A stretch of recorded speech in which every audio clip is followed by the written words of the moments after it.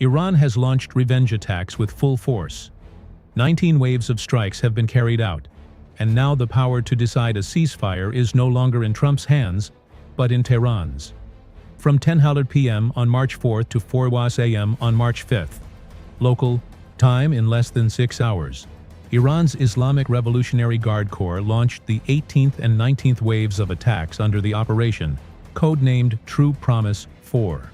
During these strikes, they also coordinated in real combat for the first time with Lebanon's Hezbollah. This was not the kind of symbolic retaliation seen in the past.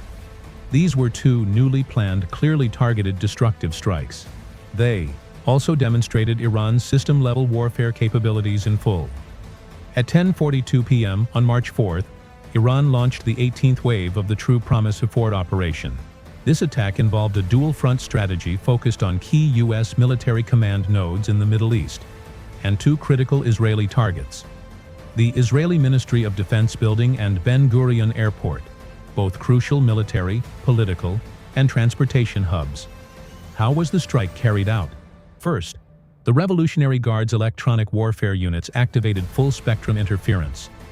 Using the Cobra V-8 system for directional suppression and airborne EA-37B electronic warfare aircraft, they effectively disabled the AN/TPY-2 radar systems at U.S. bases.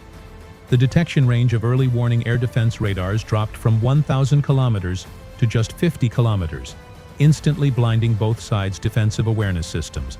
Next, 230 Shahed 136 drones were deployed in 4 formations and coordinated with Hezbollah drones, creating a modern wolf pack tactic. The first formation created false targets by simulating ballistic missile trajectories, confusing U.S. and Israeli THAAD and Arrow 3 missile defense systems.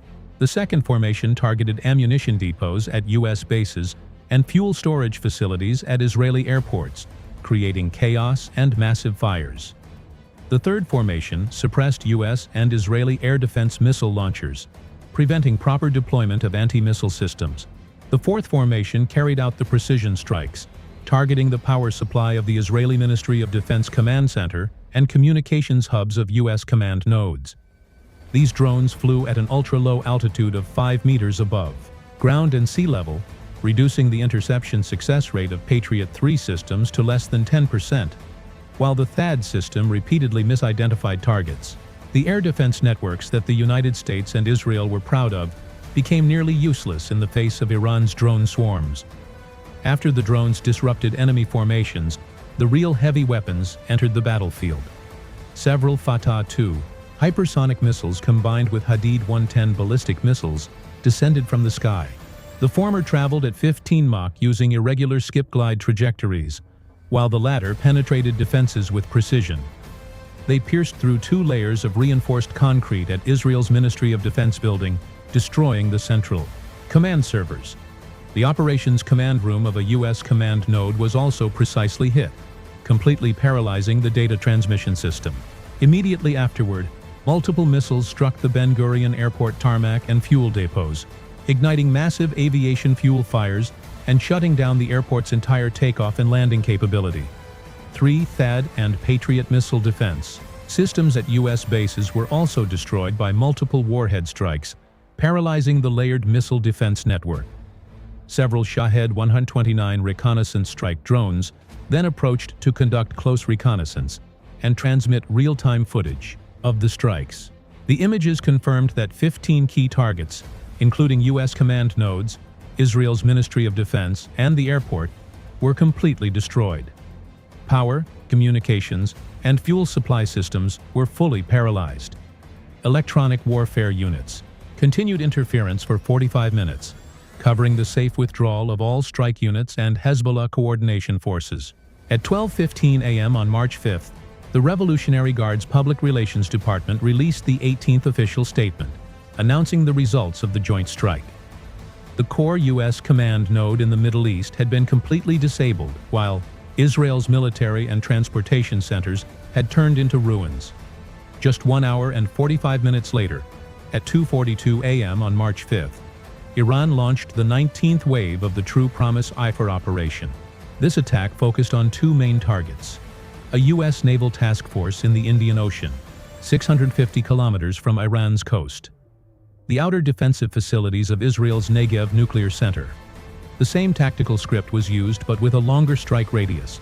First, full-spectrum interference again disabled the radar warning systems of U.S. warships and the C-4SRC command system protecting Israel's nuclear facilities, effectively shutting down the sea air detection network. Next, more than 100 Shahed 136 drones were launched. Once again, they acted as expensive decoys, simulating anti-ship missiles and ballistic missile trajectories. This forced U.S. ships' close-in defense systems and Israel's Arrow 3 defense systems to reveal positions and expend large numbers of costly interceptor missiles. Then the real strike began. Iran's new anti-ship missiles combined with ballistic missiles formed a coordinated attack. The anti-ship missiles locked onto the navigation paths of U.S. vessels, while maneuvering ballistic missiles reduced interception success rates of U.S. and Israeli systems to below 18%. Several anti-ship missiles struck a U.S. destroyer and a supply ship, penetrating their decks and causing internal chain explosions. Both ships caught fire and lost all combat capability. At the same time, multiple ballistic missiles destroyed 3 Patriot missile defense systems and 4 air defense radars protecting the outer perimeter of Israel's Negev nuclear center, tearing open the outer defensive network. But it did not end there. After the U.S. naval fleet was heavily damaged and Israel's nuclear defenses were breached, Iran deployed Naze-12 medium-range missiles and Shahed 129 combat drones to finish the operation. Air defense positions around Israel's Haifa naval base and ammunition depots at the U.S. Ali al-Salem base in Kuwait were also struck, causing sustained explosions. Finally, drones transmitted real-time footage of the strikes back to Iranian territory.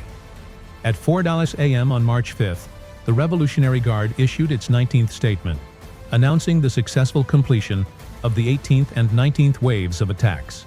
The interval between the 2 waves was only 1 hour and 45 minutes, leaving the United States and Israel no time to restore defenses or replenish ammunition. This created a complete tactical loop, first paralyzing U.S. and Israeli command centers and bases, then striking U.S. naval forces at long range to cut off sea air support. The operation also achieved a complete blockade of the Strait of Hormuz, threatening the world's most important energy corridor. Even more alarming was the technological and tactical leap. The combination of hypersonic missiles, full-spectrum, electronic warfare, and multi-ally combat coordination shows that Iran's long-range strike and cross-regional operational capability has entered a new era of uncontestable coverage. For the United States and Israel, which have long relied on technological superiority and the belief in absolute security, this represents a devastating psychological blow. In its 19th statement, the Revolutionary Guard declared that the strikes would continue until the United States and Israel stopped their aggression and lift restrictions on Middle Eastern sea lanes.